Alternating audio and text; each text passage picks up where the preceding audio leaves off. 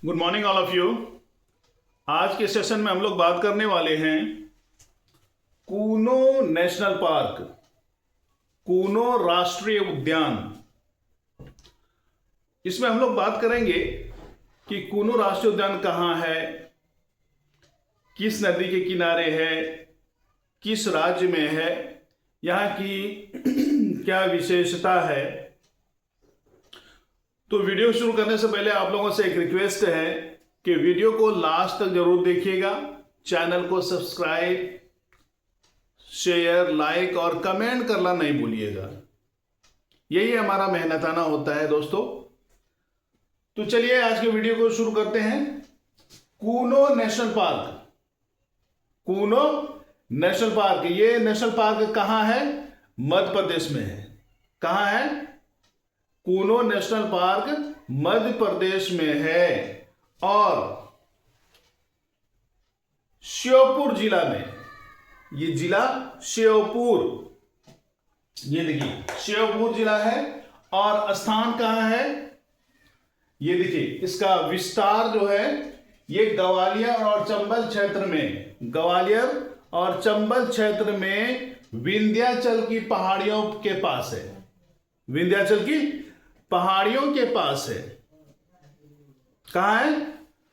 ग्वालियर और चंबल क्षेत्र के विंध्याचल पर्वत के पास है। ठीक है। इसका नामकरण कैसे हुआ? ये कूनो नेशनल पार्क में जो नाम कूनो है, ये कूनो कैसे पड़ा? कूनो ऐसे पड़ा कि यहां पे जो चंबल नदी है, बहुत ही विख्यात नदी है, और चंबल की घाटी के डाकू को तो हम लोग जानते ही हैं, काफी मशहूर है चंबल का डाकू। जो किसी फिल्म में राजकुमार ने भी चंबल के डाकू का रोल किया है, तो वही चंबल नदी। तो चंबल नदी की एक प्रमुख सहायक नदी है जिसका नाम है कूनो। चंबल नदी की एक प्रमुख सहायक नदी है जिसका नाम है कूनो। और कूनो के इस जंगल जो है, ये राष्ट्रीय उद्यान, इसी के बीच से होकर वो नदी गुजरती है, इसीलिए उसका नाम कूनो नेशनल पार्क रखा गया। बात क्लियर? कूनो कैसे पड़ा? चंबल नदी की एक प्रमुख सहायक नदी है जिसका नाम है कूनो नदी। उसी के नाम पर इस नेशनल पार्क का नाम कूनो नेशनल पार्क पड़ा। ठीक है। अब देखिए आगे कि 1981 में इस जंगल को, ऐसे कहा जाता है कि 1981 ईस्वी में इसकी स्थापना हुई। स्थापना का मतलब ये नहीं है कि 1981 से यहाँ पे पेड़ लगाना शुरू किया और जंगल बसाना शुरू किया। जंगल तो बहुत पुराना है, हजारों साल पुराना जंगल है, लेकिन उसे वन्य जीव अभयारण्य का दर्जा 1981 में मिला। 1981 में क्या मिला? वन्य जीव अभयारण्य का दर्जा मिला। और 2018 में इसे नेशनल पार्क का दर्जा मिला। 1981 में वन्य जीव अभयारण्य का दर्जा मिला और 2018 में इसे नेशनल पार्क का दर्जा मिला। किसको? कूनो नेशनल को, कूनो जंगल को नेशनल पार्क का दर्जा कब मिला? 2018 ईस्वी में। ठीक है। यहां पे 1952 में ही भारत के वन विभाग ने चीता के मामले में लुप्त प्राय घोषित कर दिया था कि भारत में चीता लुप्त प्राय हो चुका है। अब भारत में कहीं, यानी कि अभी बहुत कम, लुप्त प्राय का मतलब होता है अब बहुत ही कम वो जानवर पाए जा रहे हैं, बहुत कम है, लगभग खत्म हो चुका है। कहीं कहीं यदा कदा लुप्त प्राय का मतलब यही होता है कि बस अब कुछ ही इस जाति के जीव मौजूद हैं, ये खत्म हो रहा है। तो 1952 में ही भारत के वन क्षेत्र ने, वन विभाग ने चीता के मामले में लुप्त प्राय की घोषणा कर दी कि भाई चीता हमारे देश से लुप्त हो गया है। फिर 70 साल के बाद हमारे देश के जो प्रधानमंत्री माननीय नरेंद्र मोदी जी के प्रयासों से, अथक प्रयासों से अफ्रीका महाद्वीप के एक देश है जिसका नाम है नामीबिया। क्या नाम है? नामीबिया। तो ये हमारे प्रधानमंत्री के प्रयास से नामीबिया से 8 चीते को मंगाया गया। कितना?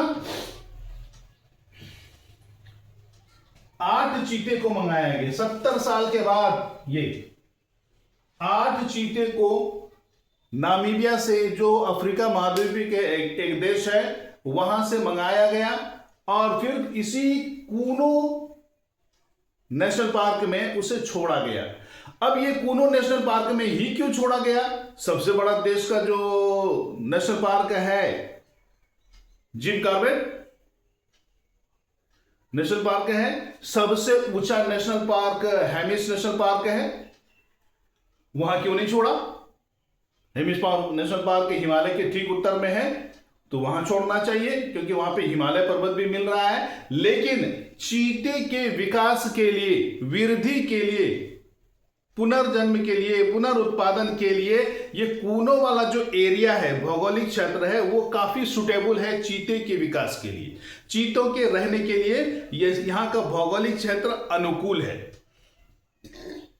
हमारे वन विभाग के जो आला अधिकारी है, एक्सपर्ट लोग हैं, उन्होंने सरकार को सलाह दिया कि कूनो नेशनल पार्क चीता के पुनरुत्पादन के लिए अनुकूल माहौल है। इसलिए नामीबिया से जो 8 चीता लाया गया, अफ्रीकी महादेश के नामीबिया देश से 8 चीता लाया गया, तो उसको कूनो नेशनल पार्क में छोड़ने की बात कही गई, सिफारिश किया गया। तो प्रधानमंत्री ने भी उसे अनुमोदन दे दिया, अपनी सहमति दे दी और 17 सितंबर